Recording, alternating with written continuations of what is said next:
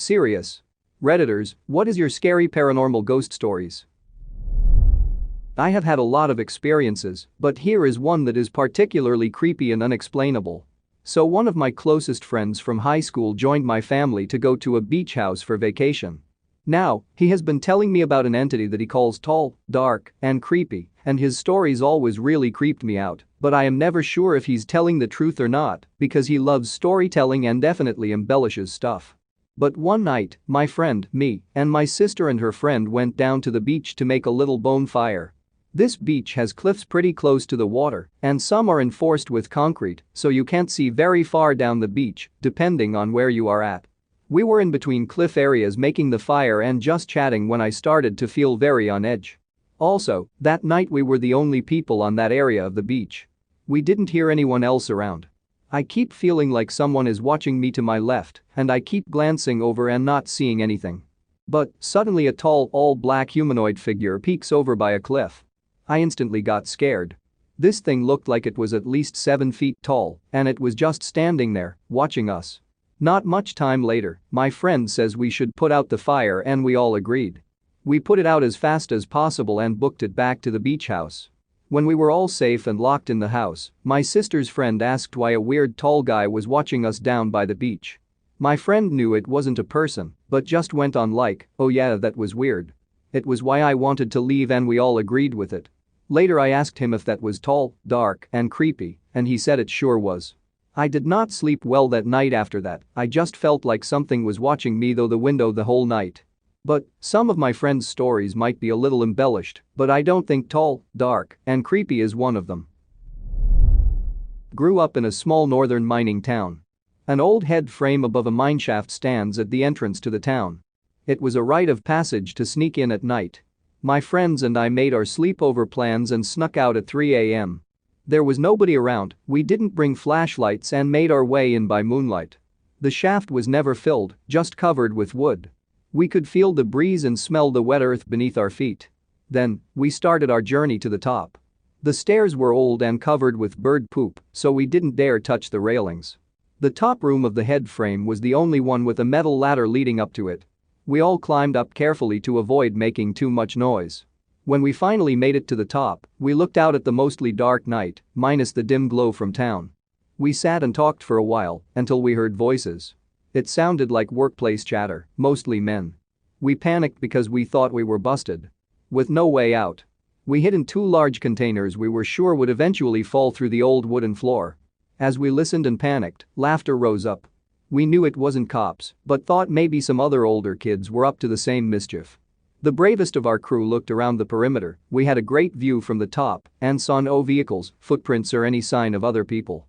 The chatter carried on. We could even distinguish different accents. Finn, French and some Eastern Canadian. This particular mine was one of the biggest producers of gold in North America for many years. All kinds of men came through, some never made it out. Just when we were pulled into the calm of the conversation, we heard footsteps on the rungs of the ladder. Tongue, tongue, tongue. We were so busted. Once again, the bravest of the crew, who had already had his fair share of run-ins with local police, volunteered to check it out.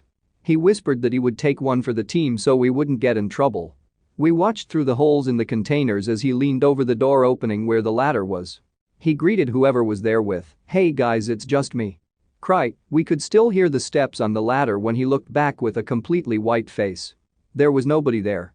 The noise stopped, he dove back into the container, and we sat there shivering until the sun came up.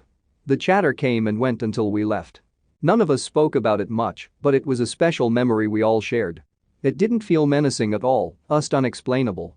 Stand By Me comes to mind, you'll never have friends like the ones you did when you were 12.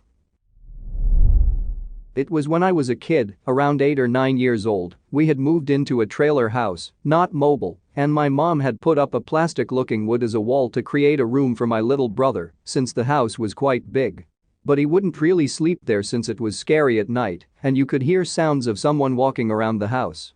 My mom had bought a computer and she installed it in her room right next to the door, and from that position, you could see my bedroom room, my brother's door, the hallway, and the entrance to the kitchen. I remember this extremely clear. I was so scared, my mom had left to do something.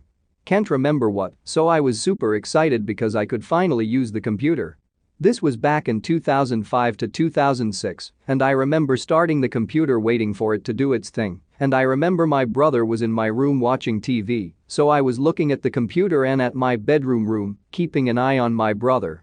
And as soon as I saw it was ready to work, I slightly glanced at the door, and I see a weird figure at the kitchen entrance. So I yell at my brother asking what he was doing. He said he was still watching TV, so I look at the hallway again and see a little girl standing there. I remember her clear as water. She was about 5 or 6 years old. She was a small pale girl with black hair to the length of her shoulders.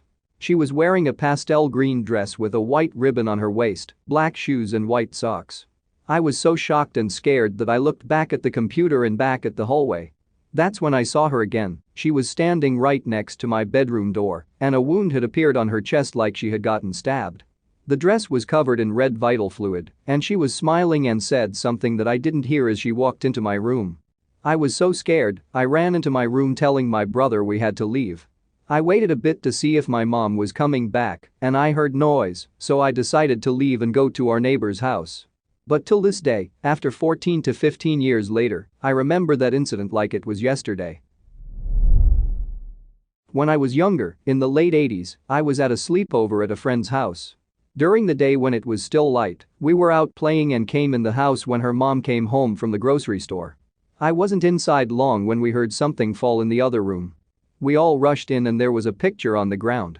My friend nonchalantly said, "Whoa mom, the picture is all the way in this room this time." As a kid, we ask a lot of questions, and I was full of them.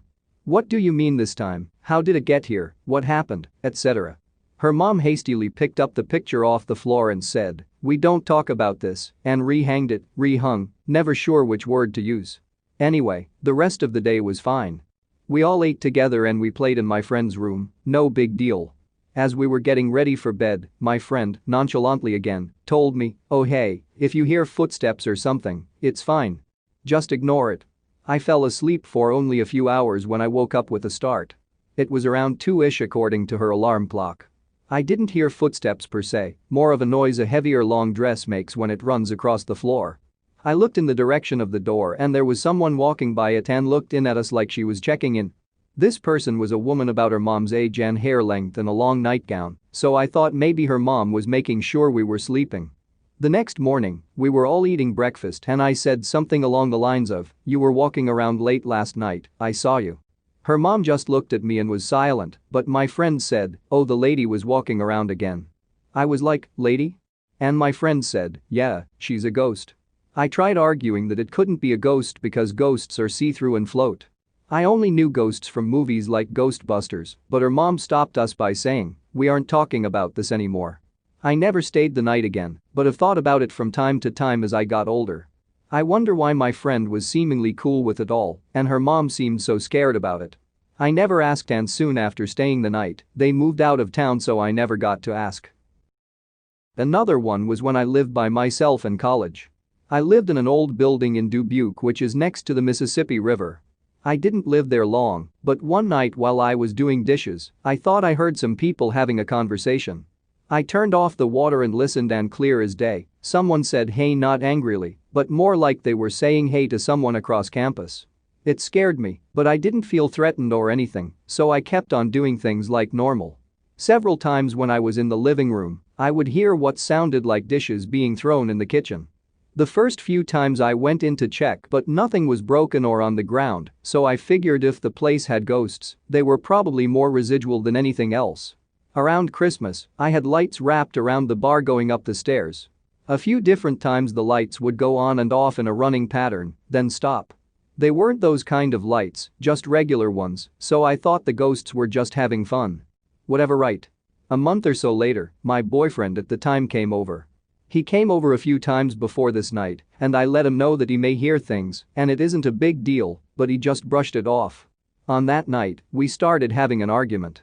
I was standing in the middle of the kitchen, and as he started to walk into the kitchen while yelling at me, when my cup of change I had sitting in the middle of the top of the fridge flew off and shattered on the ground.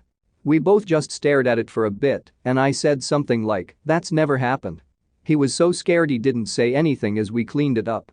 Afterwards, we were sitting in the living room when I tried bringing it up again, and he cut me off saying it wasn't a ghost, the cup must have vibrated off there, nothing would have caused it to vibrate, and it fell off on its own, with force from a few feet away.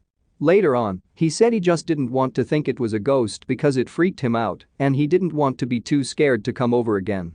He ended up moving in, and although nothing like that happened again, we'd still hear the dishes crashing noises. After living there for a bit, he started saying, "Oh, sounds like the ghosts are at it again," but he wasn't freaked out anymore. Part of me thinks that even though the crashing dishes were probably residual, the glass flew like that because my ghost was trying to protect me during that argument. My boyfriend wouldn't have ever physically hurt me, but he was walking in the room fast while we were arguing, so how was my ghost to know? I like to think the one who said hey was the same one who did that. I was driving my buddy home from work about 2:30 a.m. It was a clear night. I get off the highway at the same exit we always take. We're going to pass under a bridge, which is well lit, and see a figure walking over the median towards the road we're on. We're about 100 feet away. I'm at a full stop as a completely black figure crosses the street. Looks like a normal human shape. Couldn't make out any facial features, colors of clothes or clothing style. My headlights are right on it. Didn't even reflect light. Walking with a normal human gait and pace. As it got off the road, I began to drive forward slowly. We would have passed it hoping the concrete barrier if it was a person, but it just kind of dissipated into the woods. Neither of us had ever experienced anything paranormal before.